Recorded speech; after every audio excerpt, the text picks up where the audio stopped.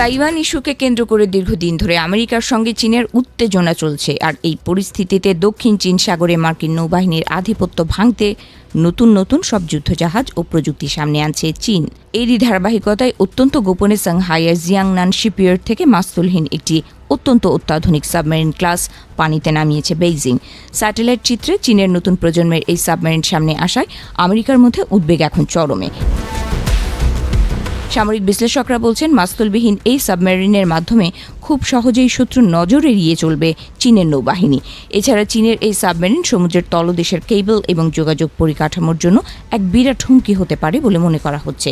সম্প্রতি প্রকাশিত তথ্য অনুযায়ী সাংহাইয়ের জিয়াংনান শিপইয়ার্ডে প্রায় ১২০ মিটার দীর্ঘ অত্যাধুনিক সাবমেরিন নির্মাণ করা হয়। প্রচলিত সাবমেরিনের উপরের বড় টাওয়ারের পরিবর্তে এতে রয়েছে মসৃণ ও সরলীকৃত নকশা, যা পানির নিচে চলাচলের সময় প্রতিরোধ কমায় এবং সাবমেরিনটিকে আরও দ্রুত ও নিঃশব্দ করে তোলে। বিশেষজ্ঞদের ধারণা, চীন বোহাই সাগরের হুলুদাও শিপইয়ার্ডেও একই ধরনের আরও দুটি সাবমেরিন নির্মাণ করেছে। বোহাই সাগরের হুলুদাও শিপইয়ার্ড মূলত পারমাণবিক শক্তিচালিত সাবমেরিন তৈরির জন্য পরিচিত। নতুন সাবমেরিনের বিশাল আকার দেখে ধারণা করা হচ্ছে এটিও পারমাণবিক শক্তিচালিত, ফলে এটি দীর্ঘ সময় পানির নিচে অবস্থান ও দূরপাল্লার অভিযান পরিচালনায় সক্ষম। সামরিক বিশ্লেষকদের মতে, সেইলবিহীন নকশার ফলে সাবমেরিনটি কম শব্দ তৈরি করবে, ফলে শত্রুপক্ষের সোনার বা নজরদারি ব্যবস্থায় ধরা পড়ার সম্ভাবনা কম হবে। পাশাপাশি প্রচলিত নকশার তুলনায় অতিরিক্ত জায়গা তৈরি হওয়ায় সেখানে অন্যান্য সামরিক সরঞ্জাম সংযোজনের সুযোগ থাকবে। নতুন এই সাবমেরিনের অন্যতম উদ্দেশ্য হতে পারে যুক্তরাষ্ট্র ও তার মিত্রদের পানির নিচের নজরদারি নেটওয়ার্ক ফাঁকি দেওয়া। বর্তমানে জাপান, তাইওয়ান, ফিলিপাইন ও ইন্দোনেশিয়া পর্যন্ত বিস্তৃত যুক্তরাষ্ট্রের সেন্সর নেটওয়ার্ক চীনা সাবমেরিনের গতিবিধি পর্যবেক্ষণ করে থাকে।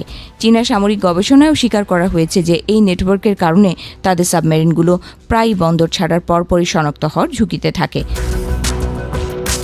সাবমেরিন শক্তি বৃদ্ধির ক্ষেত্রেও চীন দ্রুত অগ্রগতি অর্জন করছে। বিশ্লেষকদের মতে ২০২৭ সালের মধ্যে দেশটির মোট সাবমেরিন সংখ্যা ৭০টিতে পৌঁছবে।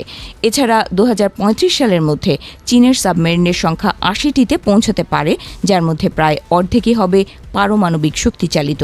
অন্যদিকে পুরনো সাবমেরিন অবসর নেওয়ার কারণে আগামী কয়েক বছরে যুক্তরাষ্ট্রের বহরে সাময়িকভাবে সংখ্যা কমে যেতে পারে।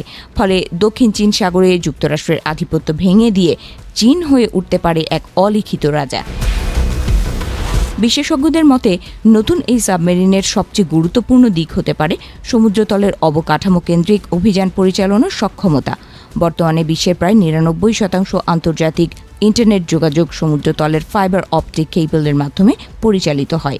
এসব কেবল ক্ষতিগ্রস্ত হলে বৈশ্বিক যোগাযোগ ব্যবস্থা, আর্থিক লেনদেন এবং সামরিক সমন্বয় মারাত্মকভাবে ব্যাহত হতে পারে।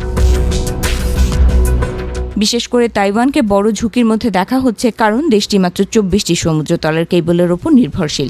বিশেষজ্ঞদের মতে, গুরুত্বপূর্ণ কয়েকটি কেবল বিচ্ছিন্ন করা হলে তাইওয়ানের অধিকাংশ ডিজিটাল যোগাযোগ ব্যবস্থা অচল হয়ে যেতে পারে। এতে সরকারি কার্যক্রম, আর্থিক খাত, সেমিকন্ডাক্টর সরবরাহ ব্যবস্থা এবং মিত্র দেশগুলোর সঙ্গে সামরিক যোগাযোগ ব্যাপকভাবে ক্ষতিগ্রস্ত হতে পারে। বিশ্লেষকদের ধারণা, চীনের নতুন সেইলবিহীন সাবমেরিন সমুদ্রের নিচের প্রতিযোগিতায় একটি নতুন মাত্রা যোগ করতে পারে। এর মাধ্যমে দক্ষিণ চীন সাগরে যুক্তরাষ্ট্রের সঙ্গে ভবিষ্যতের প্রতিদ্বন্দ্বিতা, সমুদ্রতলের যোগাযোগ ও তথ্য অবকাঠামো নিয়ন্ত্রণের দিকেও ঝুঁকে পড়ার সম্ভাবনা তৈরি হয়েছে।